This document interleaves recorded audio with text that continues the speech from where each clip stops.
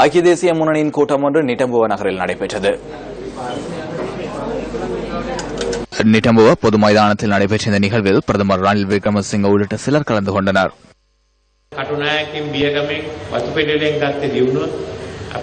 கட்டுநாயக்க, பியகம, வதுப்பிட்டிவல ஆகிய பகுதிகளில் ஏற்பட்டுள்ள அபிவிருத்தியை முன்னோக்கி கொண்டு செல்ல நாம் எதிர்பார்க்கின்றோம். இந்த பகுதிகளில் பாரிய அபிவிருத்தியை ஏற்படுத்துவதற்கு முன்னாள் ஜனாதிபதி சந்திரிகா குமாரதுங்கவும் இணக்கம் தெரிவித்தார். தென்னந்தோட்டங்களை தற்போது நாம் நகரங்களாக மாற்றி வருகின்றோம். தொழில் வலயங்களாக மாற்றி சிறந்த வருமானங்களை பெற்றுத் தருவோம். சென்னையை விட பாரிய நகரமாக அடுத்த 5 வருடங்களுக்குள் நாம் மாற்றுவோம். நாம் அரசாங்கத்தை பொறுப்பேற்ற சந்தர்ப்பத்தில் இளஞ்ச ஊழல் ஆணைக்குழுவில் 80 வெற்றிடங்கள் காணப்பட்டன. எவருக்கும் பயிற்சி வழங்கப்பட்டிருக்கவில்லை. தாம் அறிந்த வகையிலேயே திருடர்களை பிடித்தனர். அந்த அறிவை பெற்றுக் கொள்வதற்கு ஒரு பகுதியினருக்கு இந்தியாவில் பயிற்சி வழங்கி வருகின்றோம். ஒரு பிரிவினர் இங்கிலாந்தில் பயிற்சி பெறுகின்றனர். இவர்கள் பயிற்சி பெற்று வந்த பின்னர் அடுத்த 6 மாதங்களில் என்ன நேருகின்றது என்பதை நீங்கள் பார்ப்பீர்கள். பல்வேறு மோசடிகள் வெளிக்கொணரப்படும் என்பதை நான் கூற விரும்புகின்றேன்.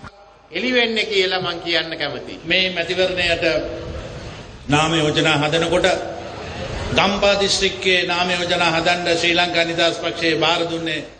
இந்த தேர்தலுக்கான வேட்புமனுக்களை தயாரிக்கும் போது ஸ்ரீலங்கா சுதந்திர கட்சியின் கம்பஹா மாவட்டத்திற்கான வேட்புமனு தயாரிக்கும் பணிகள் சந்திரிகா பண்டாரநாயக்கவிடம் ஒப்படைக்கப்பட்டன. நாம் அவருடன் இணைந்து கலந்துரையாடி தூய்மையான குழு ஒன்றை வேட்புமனுவை வழங்குவதற்கு முயற்சித்தோம்.